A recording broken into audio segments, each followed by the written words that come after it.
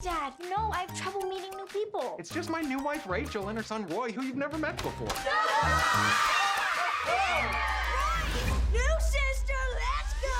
The two best things that's ever happened to me. What are those? We're your fairy godparents! Hello, how are you? Really a pleasure to me. I want to ask you, what did you think when the producer of the Fairy Odd Parents were proposed to you be Cosmo and Wanda's voices?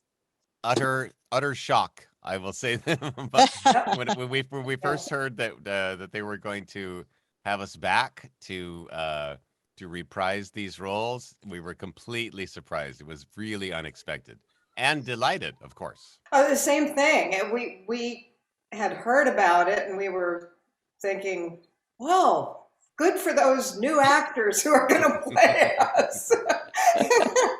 So it was a complete surprise and a delight. And even though we're not in the same place, but getting to work with Darren again is just wonderful. What was the stranger thing your characters did? Something that caught your attention? Do you mean in the Fairly Otter? Yes, of course. I mean, it was what's interesting, I guess, is that we are still animated, and then the whole other production is live actors dancing and singing and colors and brightness, and so that's really fun. But we always see you both, your characters, Cosmo and Wanda. The only way you should be able to see them is yes. animation.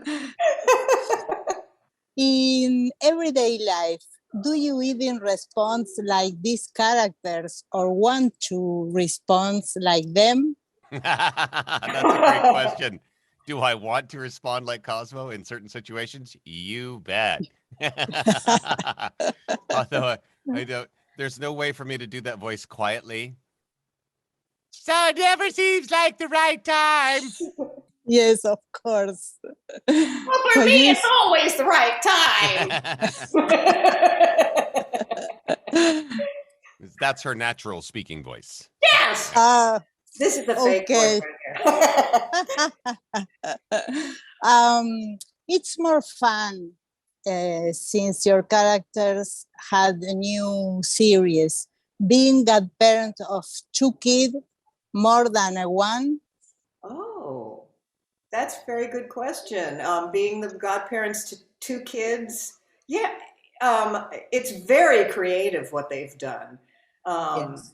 You know, the swapping of the wishes is really wonderful, and I think these the magic of the magic here is that every time they do grant the wishes, they kind of go awry. You know, weird things happen.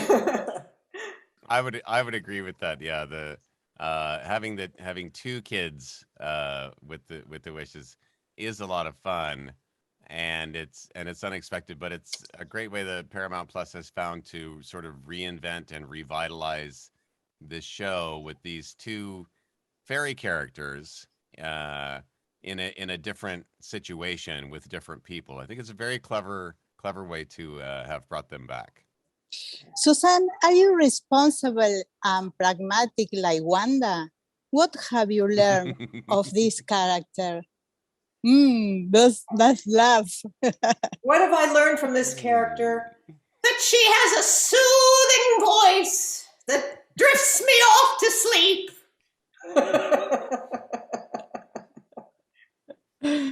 Same question for you, Darren. Are you so impulsive that Cosmo? What did he tell you? What has Cosmo informed about me? I think one of the things I've always loved about Cosmo is what I call happy energy. Yes. He's very energetic. He's very loud.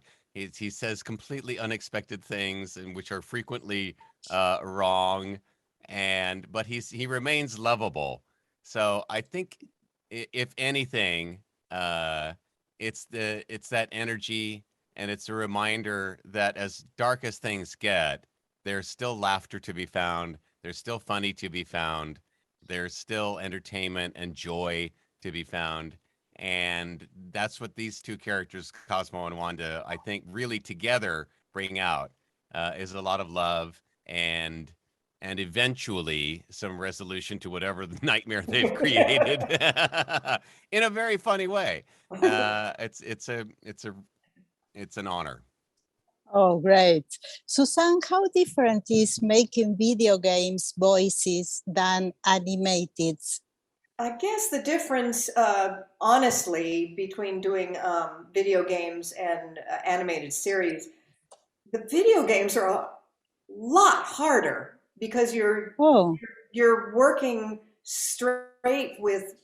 I've had pages and pages and pages of lines, and also in a lot of video games they make up words, so you have to make sure you're pronouncing Zigarush the right okay. way, or babala babala, you know.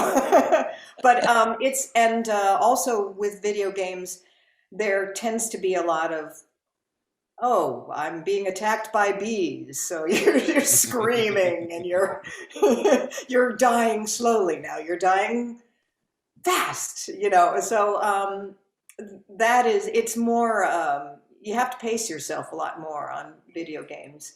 And animation shows like The Fairly Odd Parents, the original, it's like doing a radio show. You're in a big room with these wonderful, talented actors, and you get to feed off each other. Great. Darren, what like you more, being an actor on the screen or a voice of a character? Well, let's see. The honest answer would be that I like being a voice and performing a voice, but Really? that's purely out of laziness and my aversion to actually having to memorize dialogue. And also, he's not wearing pants. So. Yes, and I don't have to wear pants today. One more time, ladies and gentlemen. That's a really good question. Thank you. They're very different disciplines of the same craft. So, and on-camera acting it's very precise. It's very controlled. There's a lot of people involved, and it takes a lot of time to set up a shot and to set up whatever is supposed to be happening. And so there's a lot of pressure to be, to be correct and to do it correctly the first time around. Whereas, especially as Suzanne said, in a room full of crazy, talented, funny, inventive people, you can sort of cut loose and not worry about how much film they're going to have to burn later in the day because you've cost them so much money. But yeah, they're just very different disciplines, and I love doing both of them. I don't really have a favorite per se. Thank you so much for this interview. It was really a pleasure meet the real Cosmo and Wanda. I'm so excited. Oh, thank you. Such a pleasure for us. Our pleasure, for sure. Thank you. Bye-bye. Sorry, kids. Gotta prove. The Fairly Odd Parents. Fairly Odders. I wish I had solid gold pants. These are amazeballs.